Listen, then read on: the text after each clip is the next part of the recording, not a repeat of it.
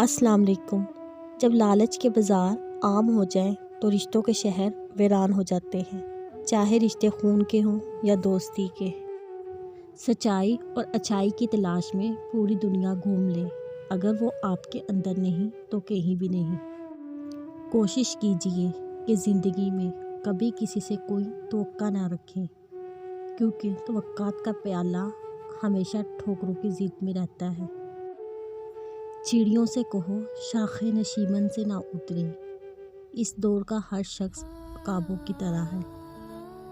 زمانہ بھی عجیب ہے، ناکام کو دیکھ کر ہنستا ہے اور کامیاب کو دیکھ کر جلتا ہے۔ پلٹ کر جواب دینا بے شک غلط بات ہے، لیکن سنتے رہیے تو لوگ بولنے کی تمیز بھول جاتے ہیں۔ طاقت کی ضرورت تب ہوتی ہے جب کچھ برا کرنا ہو، ورنہ دنیا میں سب کچھ پانے کے لیے آپ کا حسن عمل اور حسن اخلاق ہی کافی ہے۔ یہ ایک تلخ حقیقت ہے کہ آپ کی بات کو توجہ آپ کی حیثیت دے کر ملتی ہے۔ جتنی زیادہ خواہشات اتنی زیادہ تکلیفیں۔ خواہشیں جب تک ضرورت ہوتی ہیں تو ٹھیک، یہ جیسے ہی لالچ کے درجے پر جاتی ہیں تو خطرناک ہو جاتی ہیں، کیونکہ لالچ کی انتہا کوئی نہیں۔ آپ کب صحیح تھے یہ کوئی یاد نہیں رکھتا، لیکن آپ کہاں غلط ہو یہ بات کوئی نہیں بھولتا۔ وقت اچھا ہو تو آپ کی غلطی بھی مذاق لگتی ہے، اور وقت خراب ہو تو مذاق بھی غلطی بن جاتا ہے۔ بال سفید کرنے میں زندگی گزر جاتی ہے، کالے تو آدھے گھنٹے میں بھی ہو جاتے ہیں۔ ہر نیکی کے لیے تکلیف اٹھا لیا کرو، کیونکہ تکلیف ختم ہو جائے گی مگر نیکی نہیں۔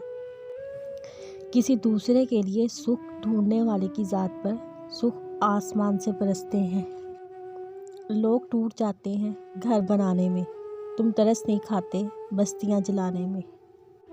جب کوئی شخص دن میں 5 مرتبہ اپنے محبوب سے دل بھر کے ملاقات کرنا شروع کر دیتا ہے تو دنیا دیکھتی ہے کہ وہ سکون اور اطمینان کا چلتا پھرتا مفہوم بن جاتا ہے۔ دوزخ میں لے جانے والی دولت سے وہ غریبی بہتر ہے جو جنت کی راہ پر چلا دے۔ انسان نے کہا میں تھک چکا ہوں، جواب آیا لا تقنطوا من رحمت اللہ، خدا کی رحمت سے نا امید نہ ہونا۔